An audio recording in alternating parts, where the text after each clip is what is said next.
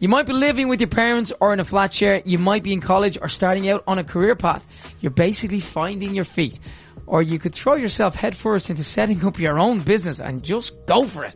That's what Anna Forde did, and she's in the roadcaster with us now. Anna, you're very welcome to the show. Good morning, how are you?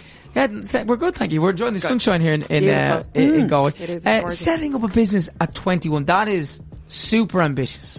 Well, it is, but I suppose when you're 21, you have no fear. And I always remember my accountant saying to me when I opened up that you have nothing, so you have nothing to lose. So it was a dead cert. I had to do it. I always believe, and I always say as well, that it's something you have, if you don't try it, you'll never know. And you're not going to regret what you try, whereas you will always regret what you don't try. So I had nothing to lose, so I had to try it. Were you always like this as a child? Did were you go-getter as a kid? Did you always know you were going to end up in business and you were going to, take those risks? I didn't necessarily think I was always going to end up in business, but it would have been a dream of mine to work for myself and be successful. But I suppose the main thing is to set yourself some measurable goals when you are at such a young age and to have a little bit of a plan. I wouldn't have had a business head on my shoulders at 21 because I wouldn't have had any background business experience in my family. But at the same time, I was flexible in my plan because I knew obviously that there were going to be bumps and twists and turns in the road. So I had my plan, but I knew I wouldn't have to stick to it religiously either. It was 2007, so people thought I was crazy. It was the downturn, but I gave it my best shot. Where did you get the idea from? Because obviously even if you started out by saying, I want to open up my own business, where did the actual idea come from? Well, I was always interested in beauty, always interested in fashion, everything like that. So it drew me into beauty therapy. So I applied to FOSS, the course that I did my 12-month training with, and from that my tutor was very motivating, Hisley McCarthy, and she pushed us to just be the best version of ourselves that we could be. So I suppose opening my own business then was definitely on the cards. Did you miss out on anything though, kind of, because all your friends were probably out enjoying themselves or maybe saying, we're going to head off to Australia for a year? Did you feel like, I'm doing this, it's great, but I feel like I can't do all these other things that everyone else is doing? Yeah, I know what you're saying. Definitely when you do work for yourself, you don't have a 9 to 5. You have it when you open your eyes to when you close your eyes. I always say that. But I didn't miss out on too much. I try not to let it dominate my life completely. But at the same time, when you are an entrepreneur, when you're working for yourself, you do become a little bit addicted to what you are doing.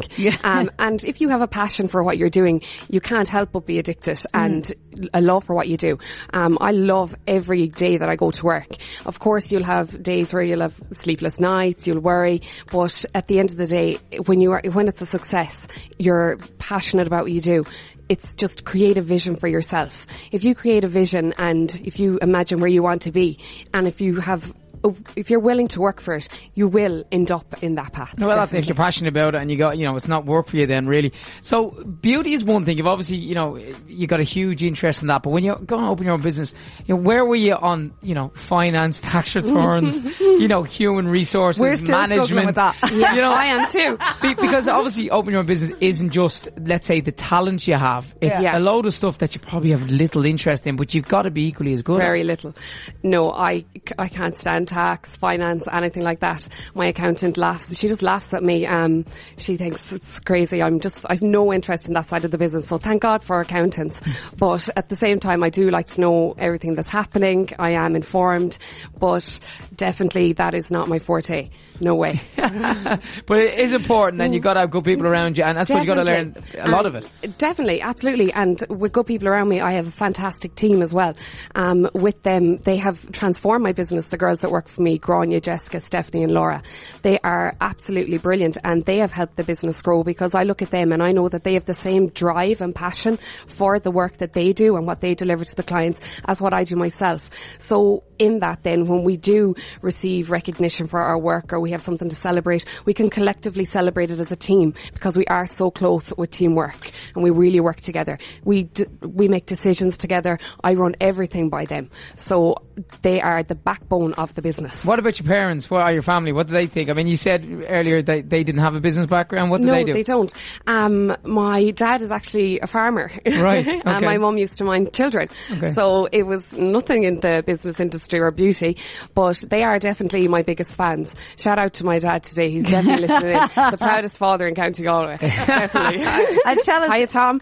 talking about the Good lad, business Tom. then, what are some of the big beauty trends at the moment? At the moment, I see a huge surge in people looking for non-invasive treatments. So maybe like Botox is huge, fillers are huge, everything like that, but non-invasive treatments that are... Can I ask, Anna, sorry, on that, how, when you say huge on Botox and fillers, because I obviously have never had anything like that done, and Neither have I. neither has my wife. So when you say huge, I'm wondering, how huge is huge? Like, Well, regularly, how many of the population, age group as well, how many people are getting that done? Oh my God, a huge percentage, more so the younger generation now. I see myself from working within the industry, the majority of brides, they'll start on their wedding, and it's a little bit of an addiction, I suppose, and it's a bit like hair extensions. I have those, but no Botox or no fillers yet myself either. Hopefully going to try and age as gracefully as I can for as long as I can. I think there's a lot of pressure, and I've only noticed it, I'd say, in the last year or two. Where You've had Botox, shit, haven't you? I've had nothing done, and I've had people You say look to me, great. would you not get something done? You know, and I'm like, I'm 35, I don't mind, I don't need to look frozen. Is there pressure, by the way, more There for a is. girl when you're in definitely- getting whatever I done think and there someone is. says, go on, if you everyone's go doing in it. and get Absolutely. a facial, someone goes, have you had anything done? And you say no, and they go, God, nothing. And would they be you as- just as- feel a bit like you should. And would I they be think- as Definitely. bold as to say to you, for example, Yeah. would you not just, I'm picking this out, I'm not picking actually you, Yeah. but would you not do a little bit there? Yeah, if you just did that, you know, that might just, and just at some point you have to say, this is my face, you know, and no, but you know what I mean. But I feel because so many people are doing it now, it's become like getting a spray tan. That Absolutely. people kind of go, A lunchtime or then treatment. someone will say to you, "God, fair play to you for not getting anything done," but it's real kind of disapproving. And is it only getting bigger and more common? For us to be Definitely. putting this into our faces? Absolutely. Personally, I don't disagree with it because people look Well, there's a beautiful. market for but- absolutely, yeah. absolutely. But I haven't tried it myself, so I can't actually obviously say What about that. lads? Is there many lads getting it done? Not too many. We do have a good male clientele in the salon as well, but again, it'd be more non-invasive treatments. Like we do a lot of Casey treatments, microcurrent, so it's all about re-educating, toning the muscles. So it's like a workout for your face. Radio frequency is another treatment as well, that is non-invasive. It is, you're building the skin up to a therapeutic level of about 40 degrees, creating a heat. So it triggers a healing response in the skin. So it's tightening and firming everything up. And basically it is for face and body. So that's a really popular treatment as well at the moment. So an alternative to Botox and fillers maybe. Okay, and tell us, before we let you go, you've won some awards as well. We have.